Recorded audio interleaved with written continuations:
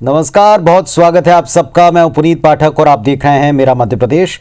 मध्य प्रदेश की दिन भर की अब तक की बड़ी खबरें विस्तार से दिखाते हैं। शुरुआत विधानसभा से जुड़े अपडेट के साथ। मध्य प्रदेश विधानसभा में आज किसानों को दिए जा रहे बिजली के भारी भरकम बिल पर जमकर हंगामा हुआ। सत्ताधारी बीजेपी और विपक्षी कांग्रेस दोनों दलों के विधायकों ने किसानों से ज्यादा बिजली बिल वसूलने का मुद्दा उठाया। आसंदी ने भी इस बात को स्वीकार किया कि उनके विधानसभा क्षेत्र में किसानों को यह बढ़ा हुआ बिजली का बिल आया है जो दिक्कत दे रहा है।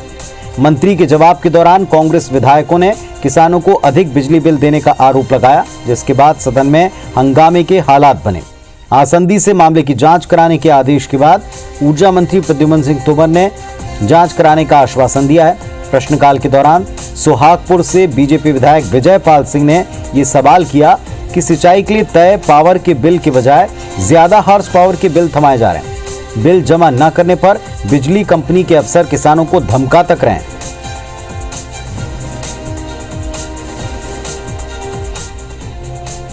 वहीं मध्य प्रदेश विधानसभा में मुख्यमंत्री शिवराज सिंह चौहान ने आज राज्यपाल के अभिभाषण पर अपना वक्तव्य दिया। इस दौरान उन्होंने कहा कि सरकारें आती जाती रहती हैं, लेकिन प्रदेश का विकास निरंतर जारी रहना चाहिए। हम सभी के सहयोग से नया आत्मनिर्भर मध्य प्रदेश बना रहे हैं, जिसमें समाज के सभी वर्गों का कल्याण होगा। हर व्यक्ति के लिए मूलभूत सुविधाएं, रोटी, कपड़ा, मकान, पढ़ाई, दवाई और रोजगार सुनिश्चित होगा। सीएम ने कहा, हमारी सरकार ने पेट्रोल डीजल पर वैट कम किया है। 1,18,455 करोड़ रुपए जनता के खाते में डालें। हर वर्ग के कल्याण के लिए संबल योजना बनाई। गांव के विकास की पंच परमेश्वर योजना और मेधावी विद्यार्थियों को प्रोत्साहित करने के लिए लैपटॉप प्रदाय योजना को एक बार फिर शुरू किया जाएगा। मुख्यमंत्री शिवराज सिंह ने नेता प्रतिपक्ष कमलनाथ को स्वस्थ और सकारात्मक चर्चा के लिए धन्यवाद दिया। हालांकि सीएम ने अपने भाषण में पूर्व की कांग्रेस सरकार पर कटाक्ष भी किए और इसको लेकर कई बार हंगामे के हालात बने।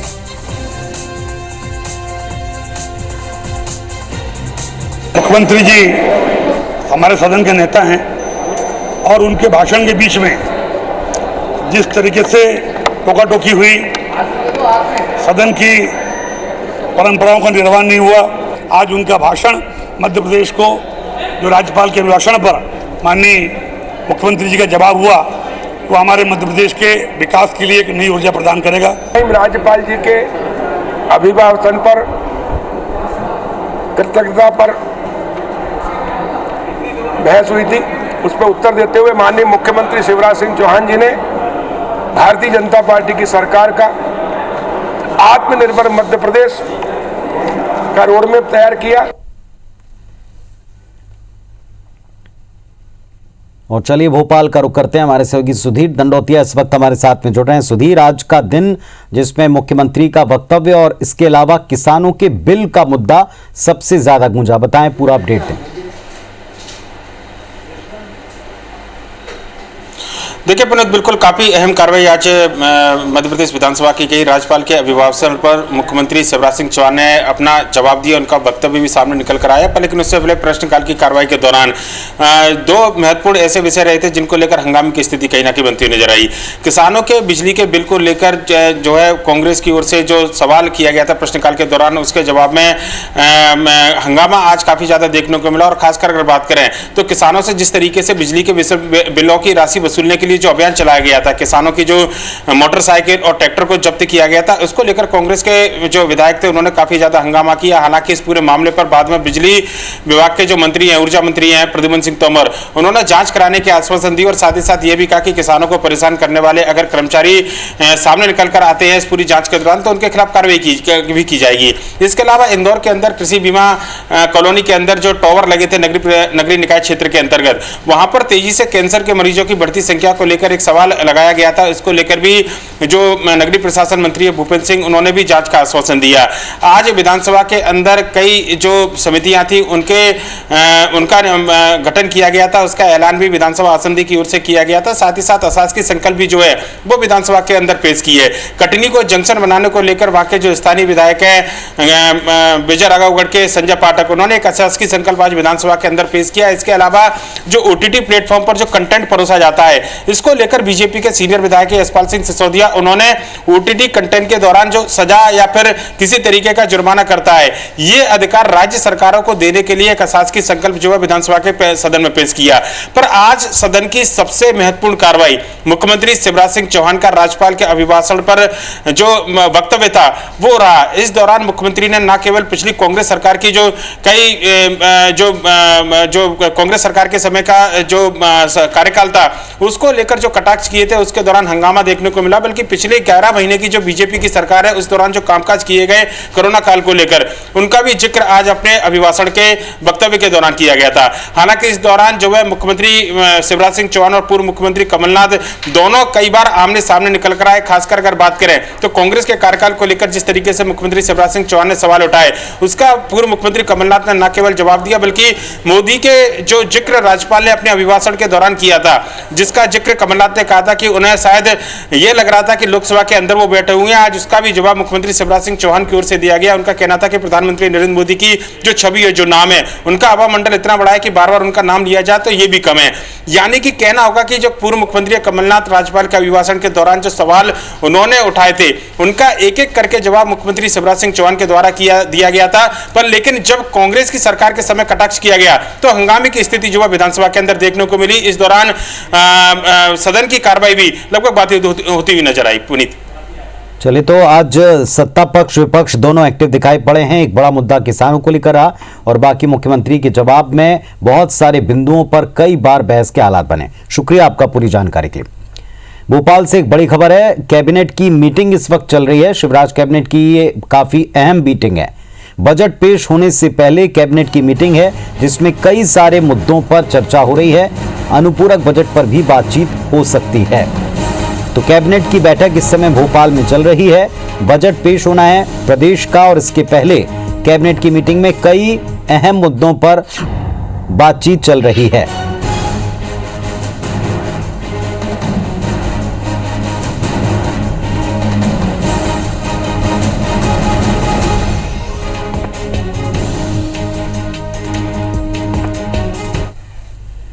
मध्य प्रदेश कांग्रेस में एक बार फिर कार्यकर्ताओं और पदाधिकारियों ने वरिष्ठ नेताओं से नाराजगी जाहिर की। कांग्रेस प्रदेश कार्यालय में अनुसूचित जाति विभाग की बैठक हुई जिसमें पार्टी की कार्यकारिणी पर कई सवाल उठाए गए। इस दौरान पदाधिकारियों ने कहा कि अनुसूचित जाति विभाग के पदाधिकारियों को मंच पर स्थान और पार्टी में सम्मान नहीं मिलता।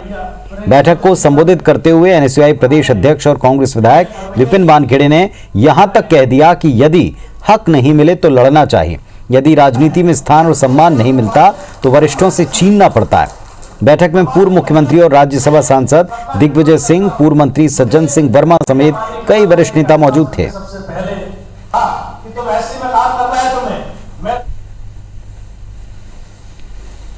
ये कोई बड़ी बात नहीं है और हमारे परिवार के सदस्यों को जितना अधिकार एक बच्चे का अपने पिता पर होता है ये उसी प्रकार की बात है। अगर हमारे परिवार के किसी छोटे सदस्य को सम्मान नहीं मिल रहा है तो अधिकार पूर्वक बड़े से सम्मान छीन कर ले सकता है। मध्य प्रदेश में कांग्रेस एक बार फिर तीनों केंद्रीय कृषि कानूनों के खिलाफ किसान महापंचायत का आयोजन करने वाली है। कांग्रेस ने सपा, बसपा, आम आदमी पार्टी से इस महापंचायत के लिए समर्थन भी मांगा। इसे गैर राजनीतिक कार्यक्रम बताया।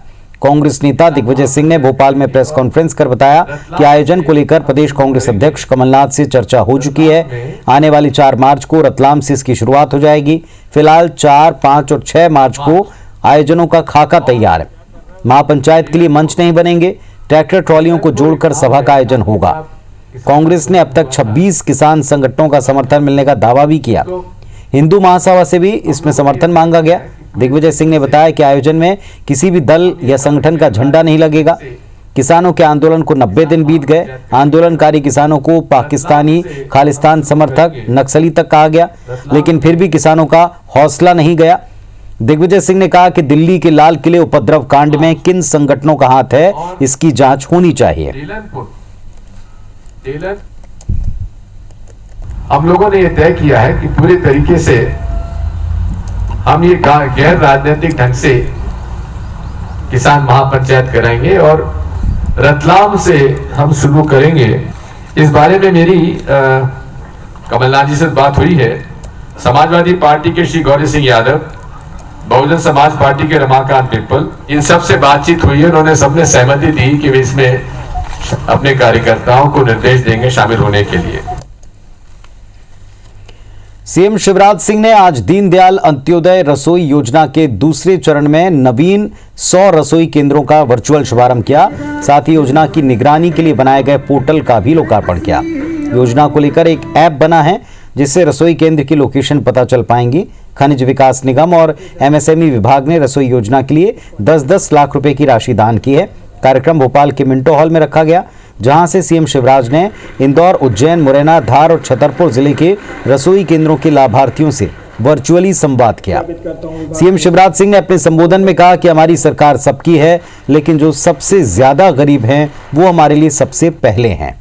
सीएम शिवराज ने इस दौरान संबल योजना समेत प्रदेश सरकार की जन कल्याणकारी योजनाओं, उपलब्धियों और कामकाज की जानकारी दी। कार्यक्रम को मंत्री भूपेंद्र सिंह और मंत्री ओपीएस भदौरिया ने भी संबोधित किया। दोनों मंत्रियों ने सीएम शिवराज सिंह की जमकर तारीफ की। सेवा की भावना से काम करें भाई, परहित सरित धर्म नहीं भाई। इससे बड़ा धर्म क्या है? भूखे को भोजन और प्यासे को पानी। हमारे मंत्री द्वय बैठे हैं, उनकी टीम बैठी है। ठीक इस योजना की देखरेख करें और बाद में फिर और कहां खोलना, जरा योजना बनाए ताकि गरीब का पेट अगर भरा रहेगा तो उसके चेहरे पर आनंद रहेगा। माननीय मुख्यमंत्री जी के मन में एक हमेशा तड़प रहती है कि हम गरीब के लिए कितना अधिक से अधिक काम कर सकते हैं, और उसी सोच का परिणाम है ये योजना आज प्रारंभ हो रही है। जो लोग, मैंने महसूस किया है कि जो लोग गांव से शहर में आते थे, खासतौर से बड़े महानगरों में, तो उनको रुकने और खाने की बड़ी समस्या रहती थी, और उस समस्या के ऊपर भी आदरणीय शिवराज सिंह जी का ध्यान गया। ये बात काबिले तारीफ है।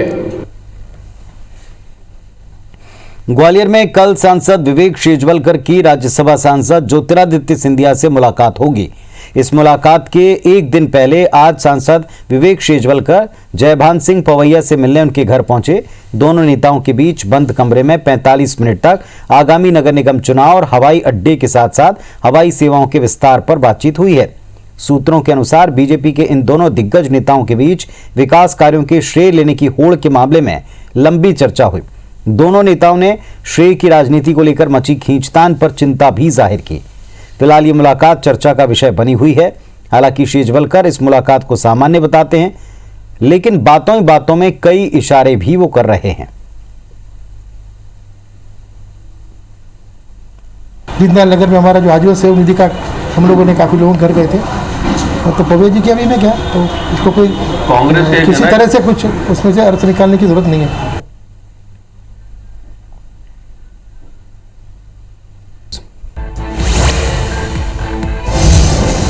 चुनाव आयोग ने पश्चिम बंगाल, तमिलनाडु, असम, केरल और केंद्र शासित प्रदेश पुडुचेरी में विधानसभा चुनाव की तारीखें घोषित कर दी। सभी जगह नतीजे 2 मई को आएंगे। पश्चिम बंगाल में 8 चरणों में चुनाव होंगे। 27 मार्च, 1 अप्रैल, 6, 10 अप्रैल, 17 अप्रैल, 22 अप्रैल, 26 अप्रैल और 29 अप्रैल को मतदान होंगे। चुनावी तिथियों की घोषणा के साथ सभी चुनावी राज्यों में आदर्श आचार संहिता लागू हो गई। असम में 3 चरणों में चुनाव होगा। आयोग ने इस बात का ऐलान किया। असम में 27 मार्च, 1 अप्रैल और 6 अप्रैल को वोटिंग होगी। वहीं तमिलनाडु और केरल और पुडुचेरी में एक एक चरण में 6 अप्रैल को वोट पड़ेंगे। सभी राज्यों की काउंटिंग 2 मई को होगी। छत्तीसगढ़ विधानसभा के बजट सत्र के 5वें दिन आर्थिक सर्वेक्षण रिपोर्ट 2020-21 सदन में पेश की गई। कैबिनेट मंत्री अमरजीत भगत ने रिपोर्ट पेश की। रिपोर्ट के मुताबिक सकल घरेलू उत्पाद में गिरावट दर्ज की गई। वहीं कृषि क्षेत्र में बढ़ोतरी का अनुमान है। कोरोना की वजह से प्रति व्यक्ति आय पिछले साल की तुलना में कम रही। टीम इंडिया के ऑलराउंडर यूसुफ पठान ने अंतर्राष्ट्रीय और घरेलू क्रिकेट को अलविदा कह दिया। यूसुफ पठान ने ट्विटर पर अपने संन्यास का ऐलान किया। बेहद भावुक संदेश पोस्ट करते हुए अपने फैंस और चाहने वालों का शुक्रिया अदा किया। दाएं हाथ के इस विस्फोटक बल्लेबाज ने भारत के लिए 57 वनडे मैचेस में 810 रन बनाए हैं। वहीं 22 टी20 मैचों में उनके नाम 236 रन रहे। यूसुफ पठान ने 2 वनडे शतक और 3 अर्धशतक भी ठोके। यूसुफ ने 33 वनडे और 13 टी20 विकेट भी अपने नाम किए।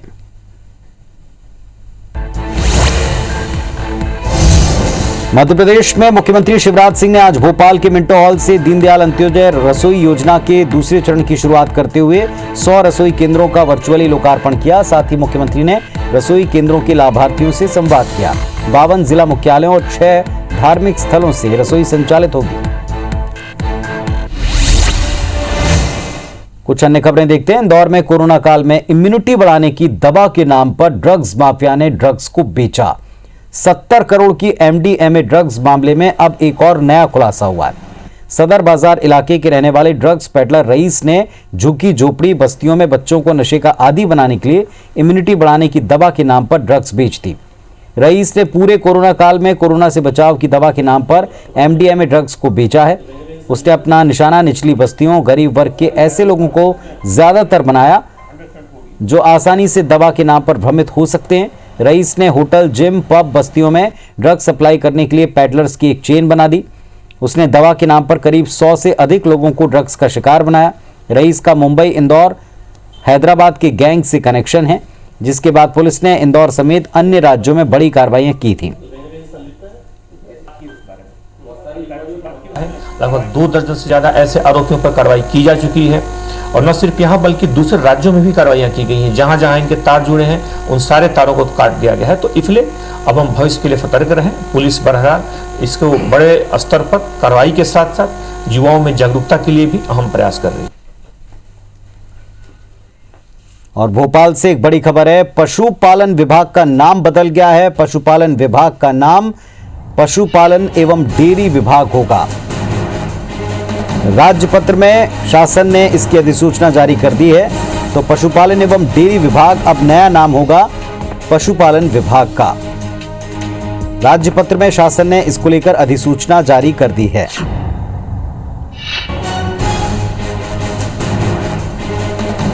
तो पशुपालन विभाग का नया नाम होगा पशुपालन एवं डेयरी विभाग। इसका प्रकाशन हो गया, इसको लेकर अधिसूचना जारी हो गई।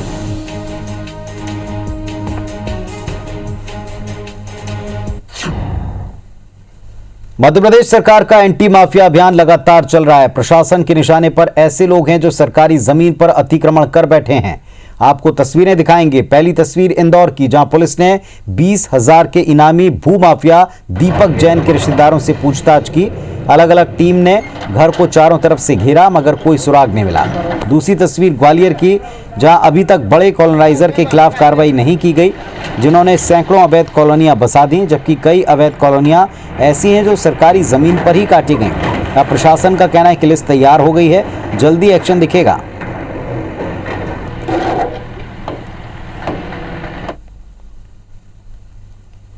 इंदौर में जमीन की जालसाजी में फरार चल रहा सुरेंद्र संघवी ने देवी अहिल्या श्रमिक कामगार संस्था की जमीन में खेल नहीं किए, बल्कि और कई संस्थाओं के सदस्य संघवी के कारण अपने प्लॉट के लिए भटक रहे हैं।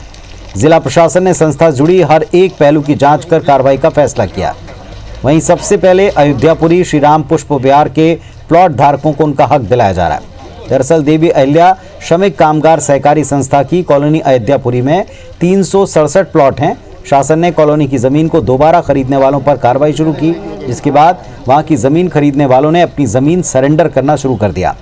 प्रशासन के ऑफर को मानते हुए करीब 60,000 स्क्वायर फीट जमीन खरीदने वाली कंपनी ने जमीन सरेंडर करने के लिए प्रशासन को शपथ पत्र दे दिया है। सबसे पहला फोकस है जो 3 सोसाइटी ली है, पुष्प विहार, अयोध्यापुरी और श्री राम। पहले 3 में कार्रवाइयाँ हो जाएं पूरी हम लोगों की, क्योंकि इसमें रजिस्ट्री भी सहमति भी ले रहे हैं, रजिस्ट्री कैंसिलेशन भी कराना है, उसके लिए भी पिटिशंस बन रही हैं, वरीयता सूची बन रही है, उसमें हर प्लॉट पे किस प्रकार की रजिस्ट्रीज है उसको भी देख रहे हैं, परीक्षण चल रहा है। और इस 3 के बाद फिर फाइनल हम लोग ज़्यादा फोकस करेंगे बाकी पे। पहले और अब अपने तमाम दर्शकों के लिए सबसे अहम खबर हम बता दें। कोरोना की वजह से छत्तीसगढ़ में स्कूल कॉलेज बंद होने की झूठी खबर बड़ी तेजी से वायरल हो रही है। हो सकता है आपके मोबाइल तक भी पहुंची हो। पूरे शहर में IBC 24 के नाम पर फर्जी खबर तेजी से फैलाई गई, वायरल की गई। ये खबर तकरीबन 1 साल पुरानी है। जिसमें आज के दौर की कोई सच्चाई नहीं। पिछले साल इस खबर को वायरल किया जा रहा है जिसमें कोई भी सच्चाई फिलहाल नहीं है। आपको बता दें कि फिलहाल छत्तीसगढ़ में स्कूल कॉलेज बंद होने की कोई सूचना नहीं है, कोई तैयारी नहीं। IBC 24 अपने दर्शकों से ये अपील करता है कि वे इस क्लिप को आगे फॉरवर्ड ना करें, कोरोना को लेकर किसी भी तरह का पैनिक क्रिएट ना करें। IBC 24 में तकरीबन साल भर पहले इस खबर को पढ़ा गया था, बताया गया था, जो उस वक्त सही थी, लेकिन अब इस क्लिप को वायरल किया जा रहा है। ऐसी झूठी अफवाह फैलाने वालों के खिलाफ IBC 24 पुलिस में FIR दर्ज करा रहा है। IBC 24 अपने दर्शकों से बार बार अपील करता है कि वे सही, सटीक और तथ्यपूर्ण खबरों के लिए सिर्फ और सिर्फ IBC 24 को देखें, किसी भी फेक वायरल खबर या न्यूज पर भरोसा न करें।